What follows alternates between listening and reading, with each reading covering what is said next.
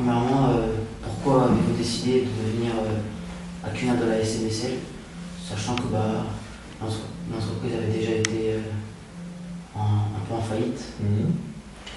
Alors, on va faire un petit peu d'historique pour remonter le mouvement. En fait, SMSL était la suite d'une belle entreprise locale qui avait eu une belle heure de gloire, qui était connue, qui était vraiment une valeur sûre du secteur. Et quand j'ai été contacté donc par à la fois des délégués, des représentants du personnel, par un certain nombre de personnes que je connaissais, je me suis dit, bon, il faut qu'on se bouge les fesses collectivement pour essayer de sauver ce qui peut être sauvé. Donc il y avait déjà, en tant qu'élu, la volonté de m'associer à ce qui pouvait se faire pour permettre le sauvetage de SMSL. Il y a eu une démarche qui a été faite vers moi. Il y en a eu en même temps qui ont été faites vers le conseil régional, il y en a eu d'autres qui ont eu lieu vers le conseil général de la Manche, la mairie de Saint-Lô, enfin voilà. Le but de ces personnes a été de contacter le maximum de responsables économiques, politiques, pour dire attention, alerte, ça va flancher. Donc on a essayé de se mettre tous ensemble pour avancer. Donc le conseil régional a mis 500 000 € en prêt, le département de la Manche a fait d'autres aides, etc.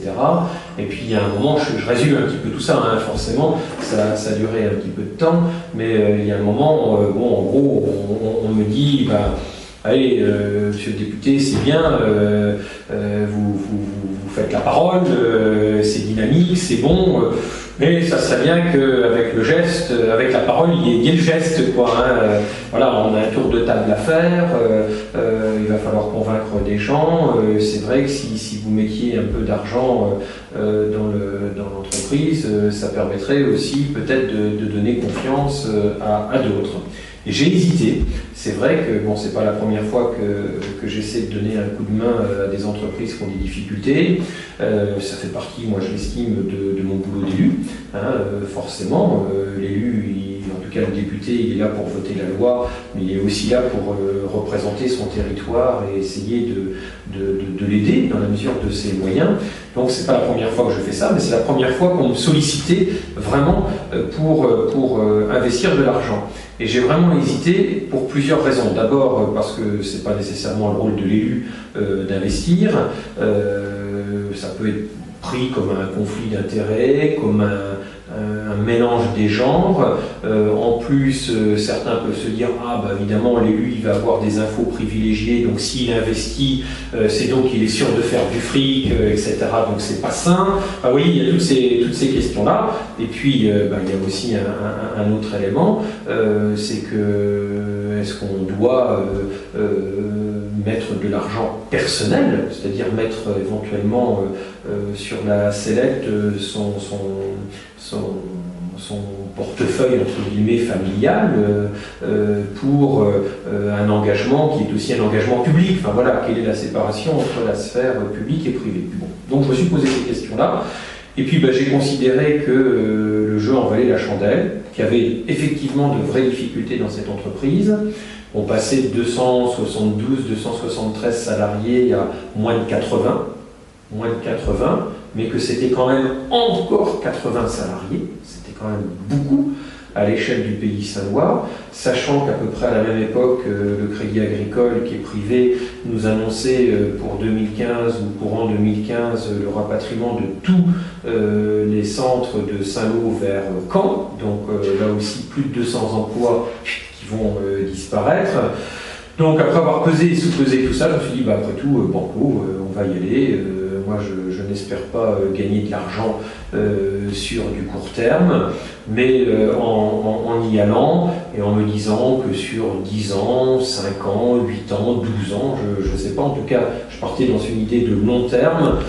J'espérais au moins, non pas gagner de l'argent, sincèrement, mais au moins gagner mon capital, récupérer mon capital, et puis avec peut-être l'équivalent de 3%, si vous voulez, qui payait l'inflation. Enfin, le but du jeu, c'était pas de gagner de l'argent, c'était déjà de ne pas en perdre, et en tout cas, au-delà de mon abord personnel, c'était de dire, bah, écoutez, voilà, on a essayé par l'action collective d'avoir une action bénéfique pour le redémarrage de l'entreprise. Banco, on va jusqu'au bout, on vous accompagne, y compris financièrement, il y a un pari, et on verra bien ce que ça donnera, mais en tout cas, voilà, si ça peut vous aider, on y va. C'est dans cet esprit-là que moi j'y suis allé, et en même temps, je le regrette sans le regretter, parce qu'évidemment, ça a sans doute permis de boucler le tour de table, mais je vois bien que ça peut être ambigu. Parce qu'il y a peut-être des gens qui ont rejoint le tour de table parce que mon nom était dans le tour de table et qui se sont dit « Ah bah tiens, s'il y a le député du coin qui est, c'est que c'est sûr, c'est que ça doit pouvoir faire la route ». Et en réalité, moi j'avais pas d'informations privilégiées, j'ai eu l'information qu'ont eu les autres investisseurs, donc on a pris nos risques. Et on sait très bien que quand on investit, on prend des risques. Hein. C'est pas un livret de caisse d'épargne. Hein. Forcément, un livret de caisse d'épargne, on met 100 €, on a des petits intérêts, mais on sait qu'il y a des petits intérêts. A priori, l'État français ne va pas faire banqueroute. Donc, on n'est pas en Grèce ou ailleurs. Là, on sait qu'il y a des risques. Donc, j'espère que je n'ai pas fait prendre de risques à d'autres personnes privées. Ça, c'est ce qui m'embêterait. Et puis, ça me pose question et ça montre aussi la limite de l'exercice parce que je pense que je ne pourrais pas non plus renouveler ce genre d'opération parce que je ne peux pas y laisser non plus des plumes personnelles comme ça à de trop nombreuses reprises. Et c'est sans doute un petit peu la limite de l'intervention et la limite du système. Maintenant, la question se posait pour la première fois avec SMSL. J'ai pesé le pour, le contre, et j'estime qu'au final, bah voilà, ça a été la bonne décision. Ça a permis un pari, le pari de la reprise, le pari de la pérennité. Le pari est perdu. Tant pis pour moi, j'en mesurais parfaitement les risques. Je savais que je pouvais perdre, donc je ne m'estime pas maltraité ou rouler dans la farine. Moi, je mesurais parfaitement les risques, hein, donc tant pis pour moi, je les assume. La plus grosse difficulté n'est pas pour moi petit actionnaire, dont je mesurais bien tous les risques, mais pour les salariés qui ont perdu leur emploi, qui ont cru, et sachant que beaucoup avaient mis de l'argent dans l'entreprise pour la reprise de l'entreprise. Donc c'est plutôt à eux que je pense. Même si, encore une fois, moi je ne suis pas Crésus, hein, je ne suis pas Rothschild, comme on dit un peu en plaisantant, je ne peux pas non plus me permettre ce genre d'expérience comme ça, parce que ça ne tombe pas du ciel, quoi. Et chez moi non plus, ça ne tombe pas du ciel, quoi. Mais je ne le regrette pas, parce que, encore une fois, il y avait ce risque qui était connu, d'une entreprise qui était en difficulté et dont la suite n'était pas assurée. Donc j'espère simplement, je me répète, hein, mais j'espère simplement que par contre je n'ai pas entraîné un peu malgré eux peut-être un certain nombre d'investisseurs, de petits investisseurs qui n'y seraient pas allés si je n'y étais pas allé. Et en même temps, le paradoxe, c'est que le but du jeu, c'était en y allant moi, d'essayer de décider d'autres.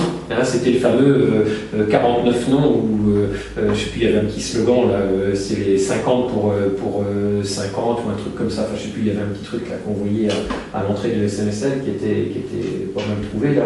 Donc c'était un petit peu d'être ce détonateur et de joindre le geste à la parole et qu'on ne puisse pas dire « Ah ben voilà, les politiques ils sont très bien gentils, ils ont beaucoup de bons mots, mais quand il s'agit de passer au bassinet, on ne les voit plus ». Sauf que la différence entre le conseil régional qui verse 500 000 € sur du compte public, qui vient des impôts, ou ce que j'ai versé moi, qui venait de mon patrimoine personnel, c'est évidemment pas la même chose. Voilà. Bon, tout ça c'est un peu confus, peut-être la façon dont je vous le dis, je me répète, mais voilà un peu l'esprit général en tout cas.